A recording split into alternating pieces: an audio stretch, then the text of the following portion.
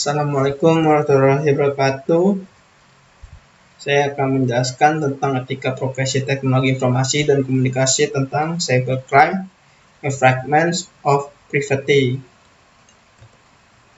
Di sini ada pengertian etika profesi. Etika berasal dari kata ethos yang berkaitan karakter, watak, kesusilaan atau adat. Sebagai suatu subjek, ketika akan berkaitan dengan konsep yang dimiliki oleh individu atau kelompok untuk menilai apakah tindakan yang telah dikerjakannya itu salah satunya benar.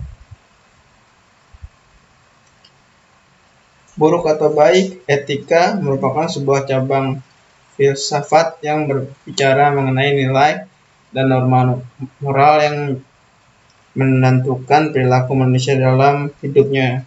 Profesi adalah pekerjaan yang dilakukan sebagai kegiatan pokok untuk menghasilkan nafkah hidup dan yang mengandalkan suatu keahlian. Berdasarkan pengertian tersebut, dapat dijelaskan bahwa etika profesi adalah keterampilan seseorang yang dalam suatu pekerjaan umum, utama yang diperoleh dari jalur pendidikan atau pengalaman yang dilakukan secara kontinu yang merupakan sumber utama untuk mencari nafkah.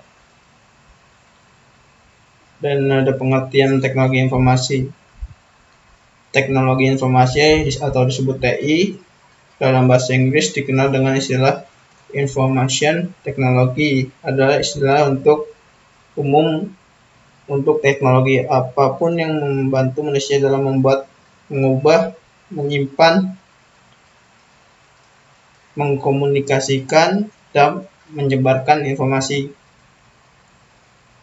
Etika profesi dalam teknologi informasi.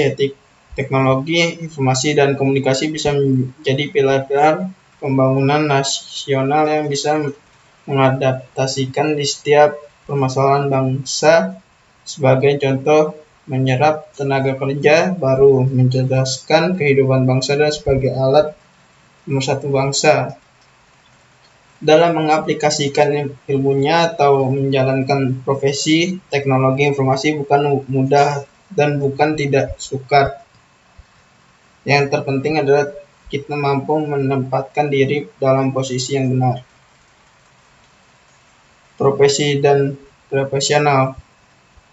Seorang melakukan profesi harus memiliki sifat-sifat berikut. 1. Menguasai ilmu secara mendalam di bidangnya. 2. Mampu mengkonversi ilmu menjadi keterampilan. 3. Menjunjung tinggi etika dan integritas profesi. Profesional adalah orang yang menjalankan profesinya secara benar, menurut nilai-nilai norma.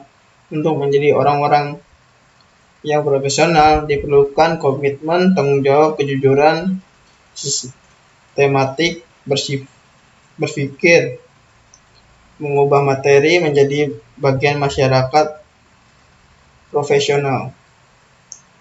Kode etik profesional. Suatu pengertian kode etik.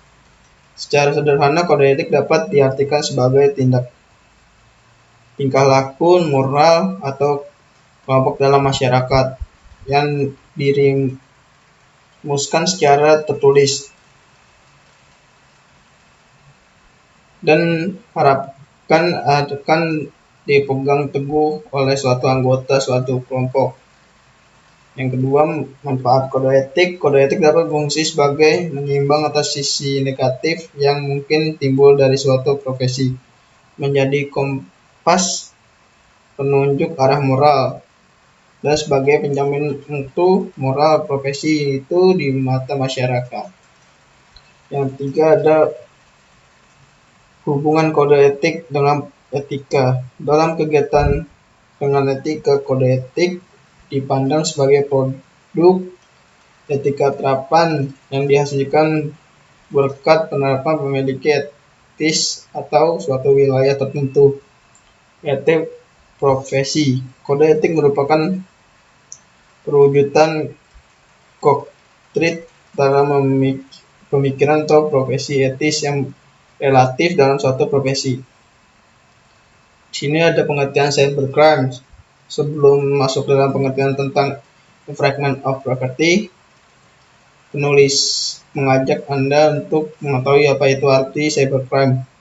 Karena kegiatan infringement of property berkaitan dengan istilah cybercrime. Apa itu cybercrime? Cybercrime adalah tindakan kriminal yang dilakukan dengan teknologi komputer, khususnya teknologi internet. Cybercrime didefinisikan sebagai perbuatan melanggar hukum yang memanfaatkan teknologi komputer untuk berbasis pada kecanggihan perkembangan teknologi internet.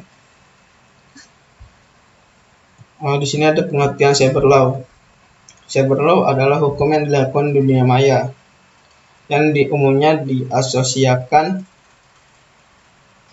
dengan internet. Cybercrime merupakan aspek hukum yang ruang lingkup meliputi suatu aspek yang berhubungan dengan orang, peronggan, atau subjek hukum yang menggunakan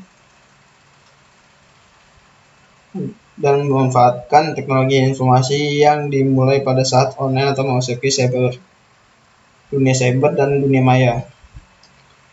Di sini ada contoh studi kasus cyber law. Pada tahun 1982 telah terjadi penggelapan uang di bank melalui komputer sebagai berikut. Suara pembaharuan edisi 10 Januari 1991 tentang dua orang mahasiswa membobol uang dari sebuah bank swasta di Jakarta sebanyak 372.100.000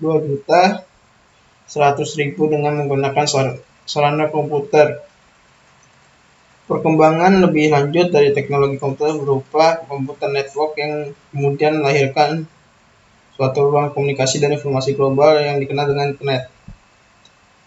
Analisa kasus. Kasus ini modusnya adalah murni kriminal. Kejahatan jenis ini biasanya menggunakan internet hanya sebagai sarana kejahatan. Sebagaimana internet digunakan untuk kepentingan yang bermanfaat dan tidak merugikan orang lain. Penyelesaiannya karena kejahatan ini termasuk menggelapkan uang pada bank dengan menggunakan komputer sebagai alat melakukan kejahatan. Sesuai dengan undang-undang yang ada di Indonesia, maka orang tersebut diancam dengan pasal 362 KUHP tentang pencurian, mendapat sanksi hukuman penjara selama 5 tahun penjara, dan pasal 378 KUHP tentang penipuan, mendapat sanksi hukuman penjara selama 4 tahun. Pengertian infringement of privacy. Kejahatan ini ditunjukkan terhadap informasi seseorang yang merupakan hal yang sangat pribadi dan rahasia. Kejahatan ini biasanya ditunjukkan terhadap keterangan pribadi seseorang yang tersimpan pada formulir data pribadi yang tersimpan secara komputerisasi, yang apabila diketahui oleh orang lain maka dapat merugikan korban secara material maupun imaterial, seperti nomor kartu kredit, nomor PIN ATM, cocok untuk menyimpan cacat atau penyakit tersembunyi dan sebagainya. Faktor penyebab infringement of privacy. Ada 1, kesadaran hukum, 2, faktor menggunakan penegakan hukum, 3, faktor ketidakadaan undang-undang, 4, landasan hukum infringement of privacy. Contoh kasus melakukan penyadapan informasi seperti hal penyadapan transmisi data orang lain. 2, melakukan penggandaan tanpa izin pihak yang berwenang bisa juga disebut dengan hijacking. Hijacking merupakan kejahatan melakukan pembajakan hasil karya orang lain. Contoh yang sering terjadi yaitu membajakan perangkat lunak. Ada 3, melakukan pembobolan secara sengaja dalam sistem komputer. Hal ini juga dikenal dengan istilah unauthorized access, atau bisa juga diartikan sebagai kejahatan yang terjadi ketika seorang memasuki atau menyusup ke dalam suatu sistem jaringan komputer secara tidak sah, tanpa izin atau tanpa sepengetahuan pemilik sistem jaringan komputer yang dimasukinya. Jelas itu sangat melanggar privasi pihak yang berkepentingan. Contohnya kejahatan ini adalah robbing dan fraud. Nah, kesimpulan dari penjelasan yang saya jelaskan dari makalah ini, kami menyimpulkan bahwa infringement of privacy adalah suatu kegiatan atau aktivitas untuk mencari dan melihat terhadap keterangan pribadi seseorang yang tersimpan pada formulir data pribadi yang tersimpan secara komputerisasi. Dari sini ada sarannya penulisan memberikan saran kepada pengguna internet untuk menggunakan secara positif dan tidak memanfaatkan perkembangan teknologi internet sebagai bahan untuk merugikan orang lain. Terima kasih presentasi dari saya. Wassalamualaikum warahmatullahi wabarakatuh.